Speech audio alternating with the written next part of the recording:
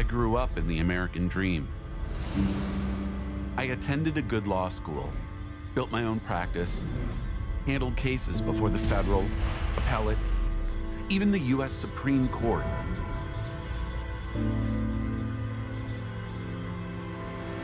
I believed that people were poor because of their own bad decisions. I thought of them as drunks living under city bridges or welfare mothers abusing the system. They weren't in my neighborhood, and they certainly didn't deserve my help.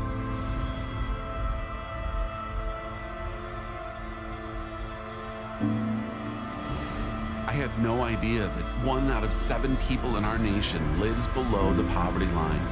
That, statistically speaking, the face of poverty is a white, working single mom with a child under 6 who lives in the suburbs.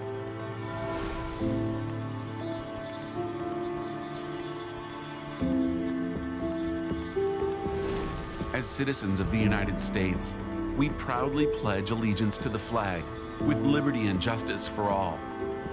But in 2010, the United States ranked last in the developed world for providing access to justice.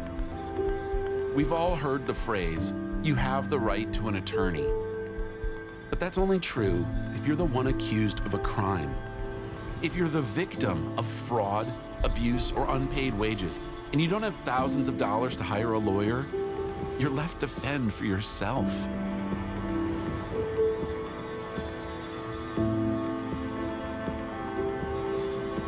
There are over 2,000 verses in the Bible addressing justice and the poor. Jesus talked about it so much that in the first 3 Gospels, it's the subject of 1 out of every 10 verses. Yet, for more than 200 years, the church in America has remained largely silent on justice for the poor.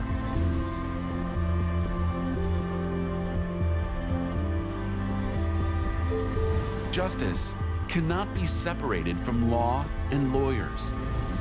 More than a food pantry, justice secures the wages of the man wrongly unpaid so that he can buy his own bread. More than a clothing drive, justice obtains child support for parents to purchase their own clothes. More than a homeless shelter, justice intervenes in a housing crisis so that a family can keep their own home. If we are to follow Jesus, we must administer justice, and the church should lead the way.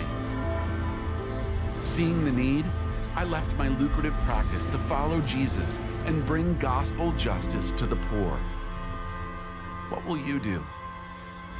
Join the movement of volunteer attorneys, accountants, retired grandparents, stay-at-home moms, college students, and pastors who are part of the Gospel Justice Initiative, and dare to get engaged in the battle for gospel justice.